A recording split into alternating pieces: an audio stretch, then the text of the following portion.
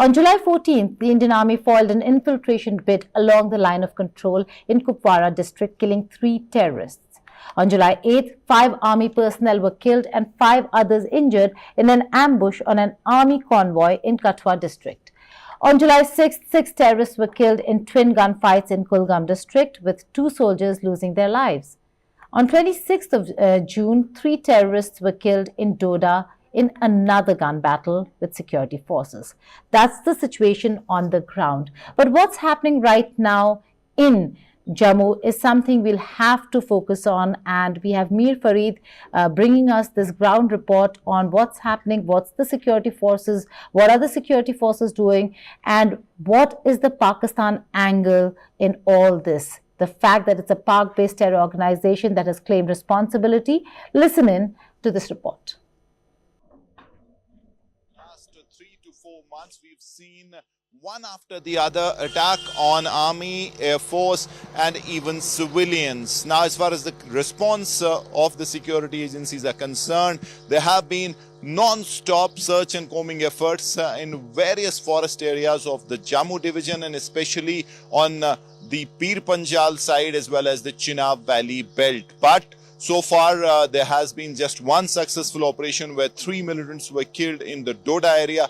But ever since, we've seen be it ambushes against the army or ambush against the search party of the army that goes into the forest area, the militants have succeeded in inflicting casualties. Now, as far as the sources in the security apparatus are concerned, they say that this is a well thought out strategy as far as the Kashmir desk that's working overtime on the other side. Last 5-6 years, while the government of India security agencies were focused on bringing normalcy in Kashmir, we've seen Article 370 was abrogated, and post that there was an effort as far as the security agencies, and especially when you talk of the terror ecosystem, you talk of the finances, the Hawala channels, they were choked, they act as oxygen to subversive activity. To add to that, separatist leadership was arrested and a large-scale crackdown was done against stone pelters, resulting in peace as far as Kashmir is concerned, where right now tourism, which is considered as an indicator of normalcy, is flourishing. But it seems that while the attention was here, focus was Kashmir, there was a strategy on the Jammu side to ensure that the pot of militancy is kept boiling. And for that, we saw how Jammu, from the last many years, overground network was built, ground assets were built,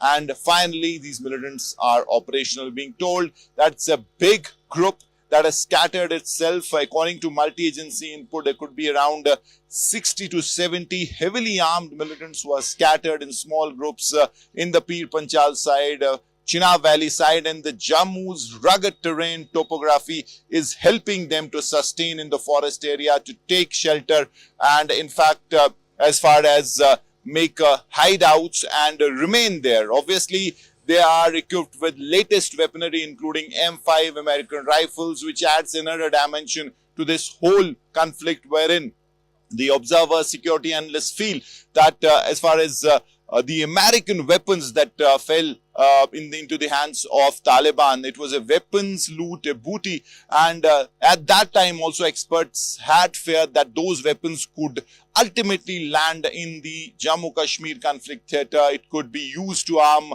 outfits like the Lashkar, Jaish, and it seems that point has come where these sophisticated weapons are being used to target the security force personnel, the army. As far as Jammu is concerned, M5 American-made rifles with long scopes, with thermal imagers have been recovered. So that tells you that those weapons, and also if you talk of the GPS equipment, latest military-grade GPS, which again belongs to the American army, has been recovered from terrorists. So quite clearly, the militants now using those weapons in Jammu and Kashmir, and that is another dimension, another angle to this whole saga. But right now, counter operations are ongoing in Jammu, and security forces redrawing their strategy and trying to launch effective, impactful operations against these militants. Camperson, Tariq Lone, Mir Farid, Srinagar for India Today Global.